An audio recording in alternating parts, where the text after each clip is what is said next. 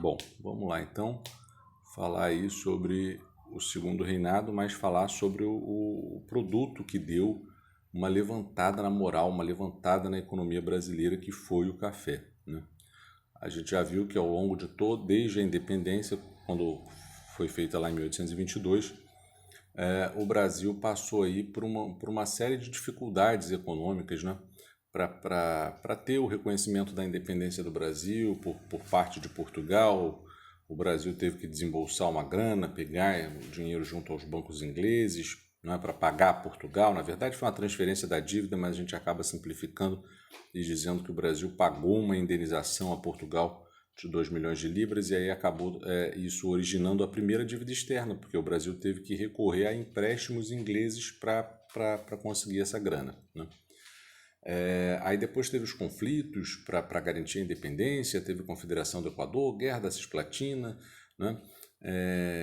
Quando Dom Pedro, em 1831, volta e começa o período regencial, a situação econômica se complica ainda mais, porque a gente viu que teve muita treta no período regencial, e aí o segundo reinado, inclusive, começa antes do tempo, antes do previsto, né? Porque o Dom Pedro só iria ficar maior de idade lá para 1843, mas essas agitações políticas fizeram com que se antecipasse a maioridade de Dom Pedro II para 1840, justamente para ver se dava um recado para as pessoas e dizendo o seguinte, mais ou menos assim: olha, a gente tem um rei aqui, né? Agora está tudo tranquilo, né? A gente tem alguém para dirigir o país, não precisa mais ficar com medo, né, da ausência de uma liderança. Então foi mais ou menos esse o recado que quiseram dar ao colocar o moleque ainda, né, com respeito aí da expressão, porque o cara era brabo, mas era um moleque, tinha 15 anos. Aliás, era 15 anos incompleto, né, porque, se eu não estou enganado, o aniversário de Dom Pedro era em dezembro, e é isso, eu acho que é em dezembro o aniversário dele, mas o golpe da maioridade foi em junho e julho, agora não estou lembrando se foi em junho ou julho, ok? Então começa o segundo reinado. O cara que governa o país é uma criança, né? É claro que, embora uma criança ele tenha tido a melhor educação, mas ele ainda não tinha, né, toda aquela experiência necessária para governar o país. E o país ainda não tinha um produto que desse uma levantada na economia brasileira, né? Afinal, desde a crise do açúcar lá no século XVII, o Brasil não teve mais um produto agrícola assim para, bum, dar uma levantada na economia. Depois da crise do açúcar no século XVII, o que veio, né, foi o ouro. E, e aí o que aconteceu foi que o ouro, ele até foi muito positivo para o Brasil e fez com que muita gente viesse para cá com o sonho de enriquecer e tal, só que o ouro também se esgotou lá para meados final do século XVIII, né? Então a gente chega agora no século XIX, que é o século do segundo reinado, 1840, 1889, sem um produto base da nossa economia, tá? Desde a independência, passando pelo período regencial e o segundo reinado. É lá para 1850, quando Dom Pedro já tinha aí mais ou menos 25 anos, que o Brasil vai dar uma melhorada com o crescimento da lavoura de café, que é o que a gente vai falar até então, a partir de então.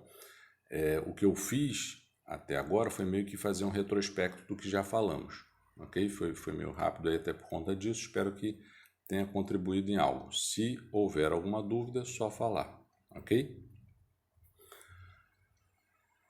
Beleza. Bom,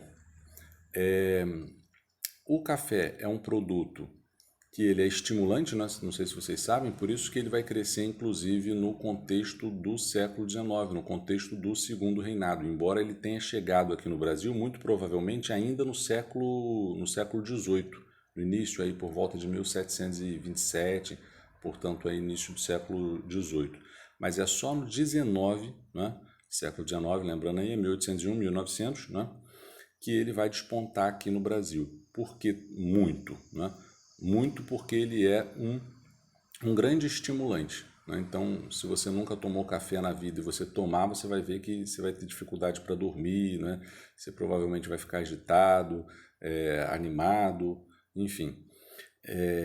E aí o que acontece é que no século XIX, o que estava acontecendo lá na Europa? A Revolução Industrial, né? A segunda Revolução Industrial, a primeira já tinha acontecido, mas foi a segunda que saiu da Inglaterra, né? E que foi para outros países. Então é na Europa mesmo, não é só na Inglaterra não.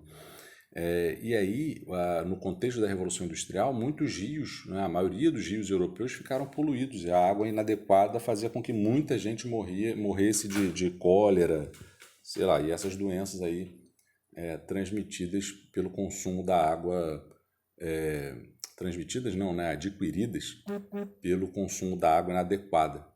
Então, o café, por ser feito a partir da água fervida, ele acabou sendo muito mais atraente do que, por exemplo, o chá e outras bebidas. O chá até você ferve a água também, né? Mas é comum que você pegue a água apenas quente depois de fervida e coloque no chá. O café, inicialmente, né, antigamente as pessoas inclusive cozinhavam o café. Elas botavam a água para ferver na panela, jogavam o café na panela, esperava ferver até levantar, né, quase transbordar da panela. Não sei se vocês já viram alguém fazer café assim. E aí desligava lá e depois que coava. Então cozinhava meio que o pó do café junto com a água ali para até extrair o máximo potencial, né, do pozinho do café. Eu até acho que assim fica mais saboroso. E assim também fica mais seguro de você beber, de consumir a bebida, né? Porque ali você tem certeza que realmente a água ferveu. E aí, num contexto de poluição das águas, o café acabou se popularizando. Porque se você está na rua, ao invés de beber um suco de laranja ou de qualquer outra fruta, é melhor você pegar lá um café e beber. É mais seguro, né? E também porque a gente já viu, né, que no contexto de Revolução Industrial a exploração do trabalhador era absurda, né? Então era muito comum que os caras trabalhassem mais de 12 horas por dia, sem nenhuma legislação que o amparasse, sem nenhuma garantia, né? Então, era muito comum que os trabalhadores sofressem acidentes de trabalho, né? Tivessem, sei lá, seus dedos, suas mãos decepadas pelas máquinas e tal. E quando isso acontecia, eles estavam lascados, estavam fritos, porque não existia nenhuma garantia para eles. Para dizer, olha, você vai ficar aposentado, vai ficar recebendo, né? Vai fazer o tratamento direitinho para ficar sua mão direita e tal. Não, o cara ou ia trabalhar com o dedo todo estrupiado ou ele ia virar mendigo, né? Ia virar pedinte. Então, o café ele também era uma boa alternativa para deixar o trabalhador minimamente atento e capaz de desenvolver aquela tarefa dele ali por uma jornada de trabalho que muitas vezes superava 12 horas, né?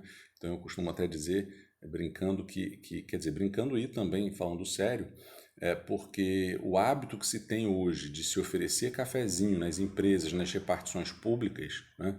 Isso pode ser, em alguns casos, gentileza da pessoa, mas no geral isso foi um hábito construído não por gentileza, não porque o patrão está pensando no empregado, mas porque ele quer que o empregado esteja acordado, feliz e contente, produzindo, né, bastante. Então, essas duas coisas, o fato do café ser estimulante e o fato dele ser feito a partir da água fervida, fizeram com que o café se popularizasse muito na Europa e nos Estados Unidos ao longo do século XIX. E isso para o Brasil foi ótimo, porque o Brasil teve a possibilidade de exportar muito um produto e fazer desse produto muito dinheiro, ok? Então, queria até contar a história da descoberta, da possível descoberta do café, né, que é engraçada, mas aí ia tomar muito tempo. Mas, assim, resumindo bastante, teriam sido os beduínos lá da Arábia, que lá para o século V, perdão. Lá pro, na verdade, eu não me lembro bem, né, mas eu acho que é lá para o século XIV, XV, quando eles descobrem o café a partir das ovelhas, dos cabritinhos que viram lá uma semente e mastigaram, foram comer. E depois os pastores viram que essas ovelhinhas, esses cabritinhos, começaram a dar pinote, pular, ficar feliz pra caraca.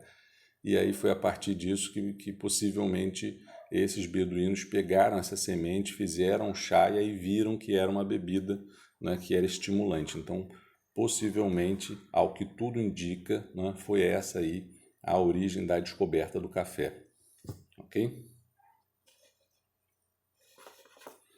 Bom, vamos ver aqui o que o texto vai falar mais. Ok.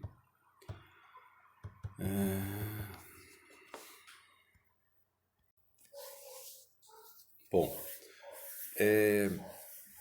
inicialmente, o café, quando chega no Brasil, lá por volta de 1727, é o que se imagina, né? Ele até foi produzido no sul da Bahia, né? Mas logo foi se percebendo que as terras ao sul, mais ao sul, tipo Espírito Santo, né? Rio de Janeiro, Minas Gerais, eram mais propícias para a produção da planta, né? E aí o cultivo do café passou a ser muito mais ao sul, né? Ao sul da Bahia.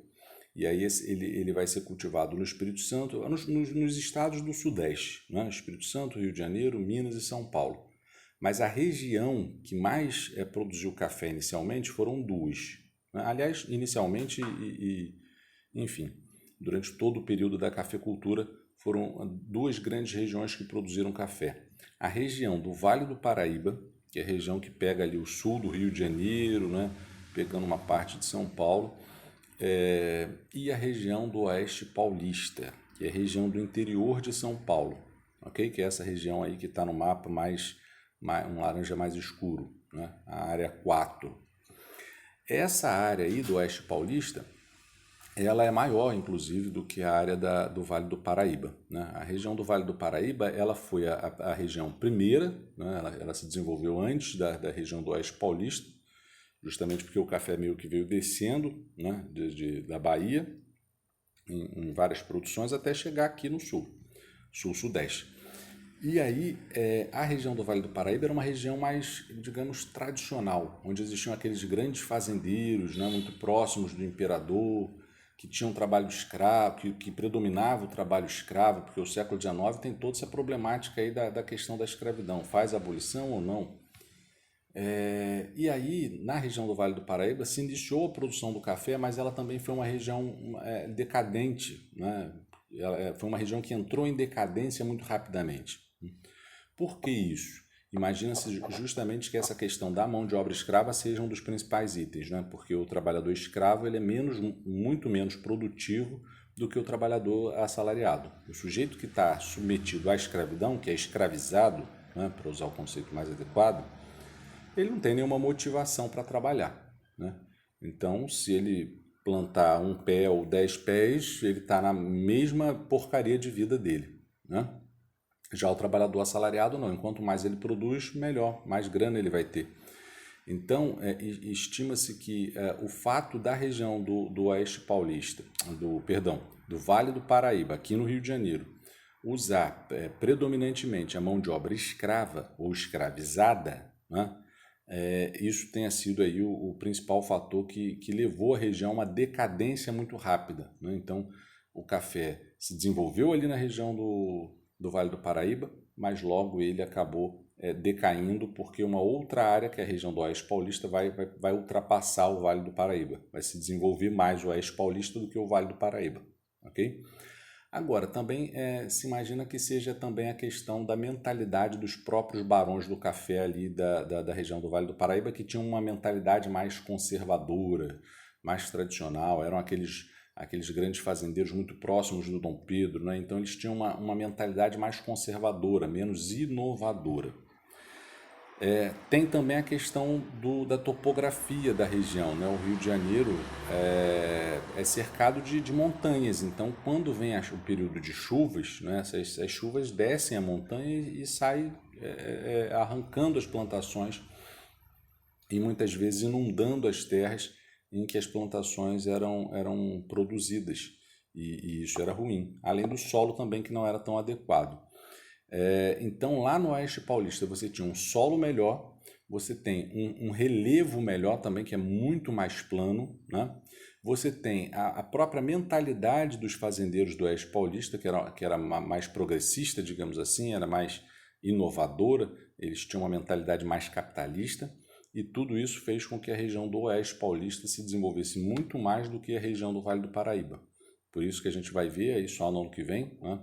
Porque esse é o último capítulo de História 1, que quem proclamou a República no Brasil a elite econômica foram os cafeicultores, né? Então, essa região aí do Oeste Paulista, no item 4, que foi a região que cresceu economicamente no segundo reinado, né? E ganhou tanto dinheiro que passou a desejar participação política.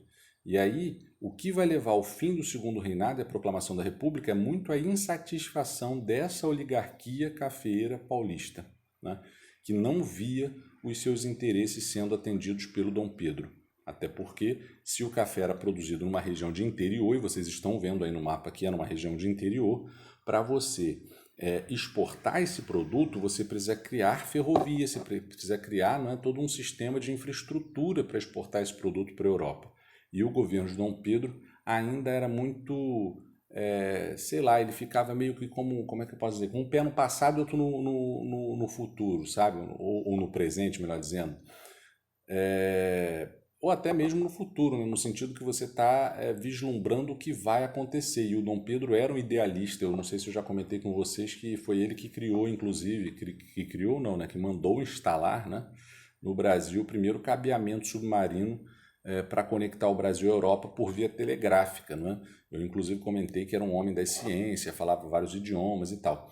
Mas ele também tinha umas posturas muito conservadoras de ficar muito próximo às oligarquias mais tradicionais, né? Mesmo as oligarquias já decadentes do Nordeste, mesmo as oligarquias produtoras de açúcar e algodão lá do Nordeste que já eram decadentes. Então isso foi um dos fatores, né, que levou lá no final do século XIX à crise do segundo reinado, mas isso a gente só vai ver no ano que vem. Bom,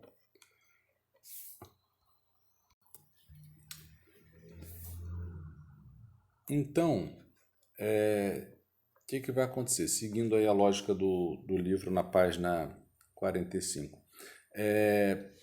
A Lei de Terras, que foi feita lá em 1850, ela acabou sendo muito utilizada, né, para deixar os ricos, para fazer com que os ricos permanecessem ricos e os pobres, né?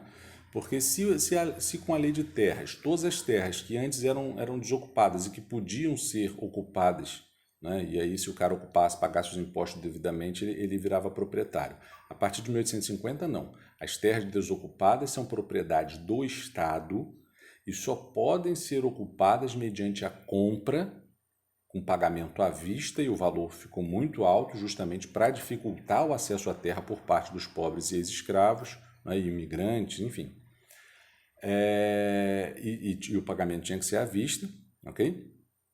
E ela foi feita meio que também para forçar esses caras que não conseguiam ter terras a trabalhar para quem tinha, né? Então, se eu não consigo ter uma terra, eu vou trabalhar para, sei lá, para o Miguel, para o João, para o José, que tem uma grande fazenda, né? E os ricos que tinham grana acabavam naturalmente tendo condição aí de comprar a quantidade de terras que queriam, né? Então, a lei de terras é tida como uma das grandes responsáveis pela questão fundiária no Brasil, pela questão da concentração de terras na mão de uma pequena elite, né? De muita gente que vive sem nenhuma terra, não é? Principalmente das pessoas que vivem nas áreas, nos estados onde você vive basicamente da agricultura, né? E aí essas pessoas acabam tendo que se veem obrigadas a trabalhar para os outros, para os grandes latifundiários. Então a Lei de Terras é tida como uma das grandes culpadas, uma das grandes responsáveis pelo problema fundiário do país, ok?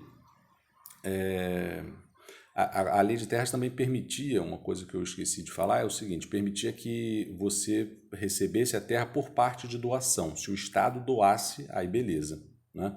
Mas é claro que o Estado não estava interessado em doar terras para ex-escravos, para pobres, né? Agora, quando se tratava de imigrantes europeus nas regiões de fronteira lá do Rio Grande do Sul, lá no sul de forma geral, não só no Rio Grande, né? O governo deu terras gigantescas para comunidades italianas, para comunidades polonesas, para comunidades alemãs, né? Porque o interesse do Brasil era embranquecer a sociedade e também dominar as regiões de fronteira, né? Então, é muito interessante a gente perceber isso. Eu acho que história nos dá a capacidade de ver hoje, de ver o que foi responsável pelo hoje, as coisas que foram responsáveis pelo hoje. né, pelos problemas que a gente está vivendo agora. Então a gente olha e olha para o que aconteceu e fala, olha, isso aqui que deu M, né, foi isso aqui que foi mal feito. Né? Por quê? Porque a lei de terras foi feita com esse objetivo, de segregar as pessoas, de afastar os pobres, né, dos grandes centros, das áreas mais ricas. Né? E aí, nas áreas onde o Estado tinha interesse de ocupar, ao invés de colocar os ex-escravos, os pobres, o que o governo fazia? Dava a imigrante europeu, chamava, ia para a Europa, mandava representantes para a Europa para convidar os italianos, os alemães a virem para o Brasil. Né? Os alemães que ainda não eram alemães, porque a Alemanha só vai existir enquanto Estado-nação a partir de 1870. Né? Então, por isso que em muitos casos a gente fala da Prússia. Inclusive, a Prússia chegou a proibir. Olha que vergonha, o Brasil não passa vergonha só recentemente, não. O Brasil já passa vergonha desde muito tempo. A Prússia chegou a proibir os seus cidadãos, de virem para o Brasil, porque as notícias que saíam daqui sobre os maus tratos aos imigrantes eram tão terríveis, que o governo proibiu por um tempo os seus imigrantes de virem para cá. Olha a doideira, surreal, eu acho pelo menos, né? Bom, sobre a diferença da região do Oeste Paulista e do Vale do Paraíba, que eu já comentei, né? Eu vou acabar lendo aqui para ver se eu esqueci de falar algum detalhe, e aí é isso. Eu acho que não há mais nada para a gente falar sobre o café no Segundo Reinado, porque senão a gente vai acabar entrando aí já na proclamação da República, já que foram os cafeicultores, junto com os militares do Exército, os dois grandes protagonistas da proclamação da República. Como eu já adiantei, a elite econômica que proclamou a República foram os cafeicultores, principalmente aqueles lá de São Paulo, da região do Oeste Paulista. Então vou ler o texto aí na página 45, a partir do item 3, para ver se eu esqueci de alguma coisa. Ok? Bom, a historiografia oficial costuma distinguir duas zonas cafeeiras de grande porte, a tradicional e mais antiga, no Vale do Paraíba, e a progressista, no Oeste Paulista. Na região do Vale do Paraíba, as fazendas com suas sedes e suas senzalas eram, via de regra, unidades autossuficientes que se orgulhavam de produzir quase tudo que consumiam, mantendo uma estrutura bastante semelhante à lavoura tradicional do Nordeste. Né? Então, por isso que eram chamados até de os barões do café, porque eram sujeitos muito ricos, né? Eram aquele famoso aristocrata, né? Que ficava lá, a sua cadeirinha de balanço, na sua grande fazenda, vendo todo mundo trabalhar sem ele fazer muita coisa. Né? Então, era aquele cara de mentalidade mais conservadora e que se recusava, muitas vezes, a inovar usando trabalho assalariado ou outras técnicas de produção, porque temia que essas inovações pudessem representar menor poder. Né? Então é aquela mentalidade mais retrógrada. Em sua maioria, os cafeicultores da região tinham ainda uma mentalidade senhorial, como acabei de dizer, né? Levando uma vida verdadeiramente aristocrática, sendo por isso conhecidos como barões do café.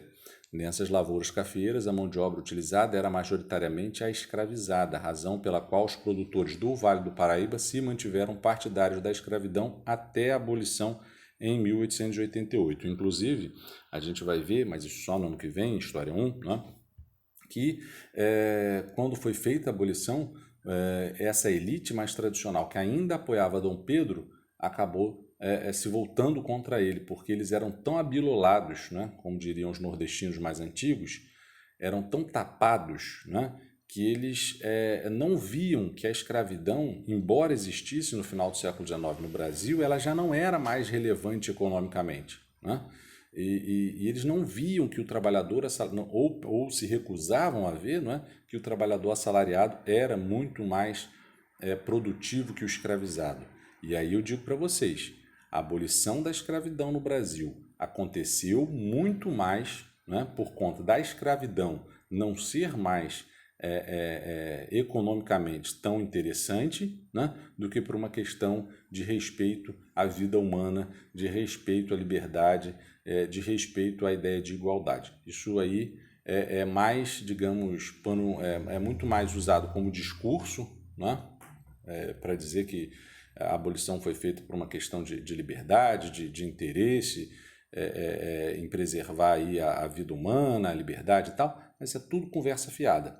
Se a gente, por exemplo, pegar um texto do Joaquim Nabuco, um dos maiores abolicionistas lá do século XIX, a gente vai ver que os argumentos eram muito mais econômicos, né? Muito mais políticos, para dizer, olha, a escravidão ela é um mal para a economia, ela é um mal para a política. E aí eles queriam acabar com a escravidão, não é porque eles estavam preocupados com a vida da pessoa humana, não.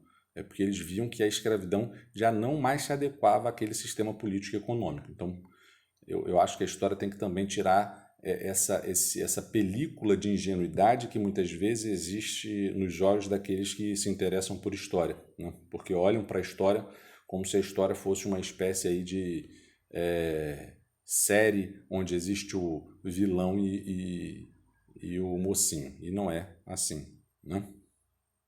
Bom, os barões do café possuíam grandes extensões territoriais que lhes conferiam prestígio social. As propriedades eram compradas, entre aspas, né? Porque muitas vezes elas não eram devidamente compradas, elas eram recebidas por doação, ou então o cara só ia lá e pagava um imposto, enfim, tinha toda uma treta que beneficiava muito mais os grandes fazendeiros, os ricos, né? Como eu já disse, e os pobres que precisavam de terras tinham a sua vida dificultadas porque tinham que comprar, pagar à vista, não é? E era um alto valor.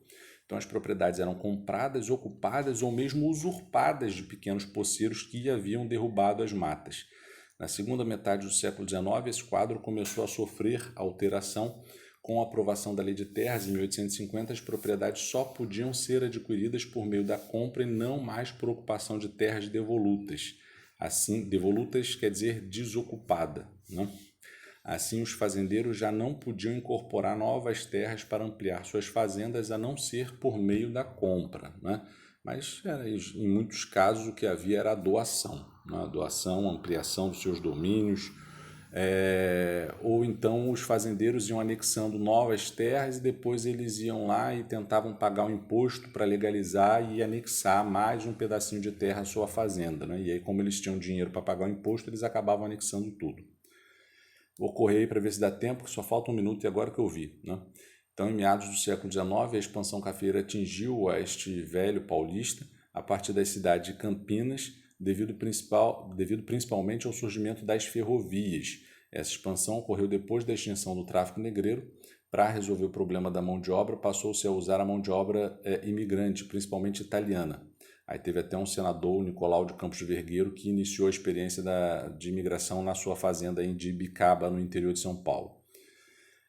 As transferências para as terras de São Paulo, em verdade, foram altamente benéficas para a produção cafeeira, na medida em que a terra roxa era muito favorável, melhorando qualitativamente os cafezais. Além disso, começava a se formar uma burguesia desvinculada da produção tradicional do Nordeste, que, investindo grande quantidade de capital, transferiu o centro econômico do Brasil para o Sudeste.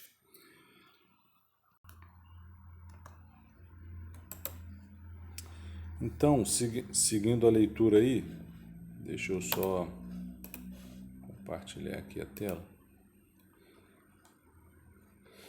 Então, ainda na década de 1870, alguns fazendeiros da região começaram a perceber que o trabalho livre era mais vantajoso e produtivo do que o trabalho escravo. Por isso, passaram a defender o fim da escravidão. Então, a gente vai ver que a década de 1870, a década de 70 do século XIX, foi a década em que o abolicionismo cresceu e que o movimento acabou ganhando adesão de outros setores aí da sociedade. Esses fazendeiros formavam uma sociedade mais aberta que as do Vale do Paraíba, com uma mentalidade mais capitalista, né? Chegavam a aplicar capitais em outras atividades que não fossem a agricultura. Viajavam com certa frequência para o exterior, de onde traziam as novas tendências da moda e da produção capitalista que encontravam em cidades como Londres, Roma, Lisboa e Paris. Embora mantivessem as mesmas linhas gerais da agricultura do Vale do Paraíba, adotaram uma forma mais racional de ocupação do solo. As práticas agrícolas eram mais modernas, com a aplicação de inovações tecnológicas como o arado e a mecanização de operações como o beneficiamento de grãos do café. Ideologicamente, os fazendeiros do Oeste eram partidários do federalismo e, por isso, boa parte deles participou da fundação do Partido Republicano Paulista, ou militava em suas bases. Então, federalismo é a ideia de autonomia para as províncias, para os estados, né? Passa a se chamar estados após a proclamação da República. Na época do Segundo Reinado se chamava província, né? O Rio de Janeiro, São Paulo, Minas era uma província. Então, federalismo é a ideia de a defesa da autonomia, da liberdade das províncias. As classes médias que surgiram na região tiveram sua origem no desenvolvimento de uma série de atividades econômicas ligadas à expansão do café, como a expansão das ferrovias e dos serviços públicos. Em São Paulo, o café alcançou seu apogeu sendo exportado via Porto de Santos, embora a estrutura latifundiária, monocultora e exportadora se mantivesse inalterada como no século XVI. Então, uma coisa que o texto está querendo chamar a atenção aí, é bom a gente notar, é que embora, né, a economia tenha se beneficiado com a cafeicultura manteve a estrutura econômica do país inalterada, né, porque o país continuou tendo a sua economia fundamentada o quê? No latifúndio agroexportador, tendo uma economia muito o quê? Agrícola voltada para a exportação e muito dependente, né, da economia internacional. No decorrer do século XIX, a exportação brasileira de café aumentou incessantemente, como se pode ver no quadro a seguir. Então, se a gente pegar aí, por exemplo, o número de 1820 e o de 1860, a gente vai ver o salto, né, de 3 milhões, isso aí, né, de sacas para, sei lá, 29 milhões de sacas. É muita coisa. Sacas ou sacos de café, tanto faz. Bom, outra consequência importante da produção cafeira no Brasil foi a retomada dos investimentos estrangeiros no país. Se na fase inicial o café arrastou os investidores nacionais, uma vez consolidado, atraiu o capitalismo estrangeiro, sobretudo no setor de bens e serviços, ou indiretamente contraindo empréstimos que iriam aumentar a dependência do capital internacional, em especial o capital inglês, né? Então, acabou que o capital estrangeiro ficou muito fundamentado nos serviços, né? Inclusive, a Companhia de Luz do Rio de Janeiro, a Light, era, se não estou enganado, uma companhia inglesa, ou, quer dizer, acho que não seja mais, né? Mas era uma empresa de capital inglês. Se não era o caso da Light, tantas outras empresas inglesas se instalaram aqui no século XIX, muito no sentido de investir, por exemplo, em iluminação pública, em ferrovias, né? Tudo que o capital nacional não conseguia investir, o capital estrangeiro vinha para meio que suprir essa necessidade, não por bondade, mas para meio que manter o país dependente desse próprio capital internacional, como está escrito aí, né? Então, as ferrovias, a instalação dos serviços públicos urbanos, companhias de iluminação, transportes urbanos, usinas hidrelétricas e telégrafo, entre outras melhorias, foram realizadas com o capital de cafeicultores ou de estrangeiros. Para esses, ou seja, os estrangeiros, os lucros eram obtidos indiretamente por meio de fretes ou crescimento urbano, já que dependiam da expansão da produção e do comércio do café. Os fretes eram caros e inconstantes, porque as estradas eram ruins. Além disso, perdia-se muito da produção transportada. As mercadorias chegavam aos portos em péssimo estado de conservação, o que depreciava seu valor no mercado externo. As zonas cafeeiras decorrentes da expansão estavam ainda mais distantes dos portos, na região lá do Oeste Paulista, como eu já havia dito. Era necessário melhorar os meios de transporte. Os cafeicultores, que tinham bastante força política, começaram a pressionar as autoridades por uma legislação favorável à construção de ferrovias. Mas, como eu já disse também, o Dom Pedro se negava a ouvir essa elite e continuava muito fechamento dos oligarcas mais tradicionais lá do Nordeste. E essa foi uma das grandes razões que levou ele, o Dom Pedro, segundo reinado, ao fim, né? O fato de que ele desagradou uma elite econômica muito importante, que era a elite econômica do café lá de São Paulo. Ok? Então aqui tem um quadrozinho, né, que vai diferenciar as regiões do Vale do Paraíba do Oeste Paulista, e eu já falei sobre isso, ok? Então é isso. Se não há dúvidas, acabamos no capítulo 30 de História 1, e aí na próxima aula a gente já vai para a História 2, para a gente pegar o livro 6 e acabar com ele, e aí de fato a gente acaba o conteúdo do ano de 2020, pela graça de Deus, ok?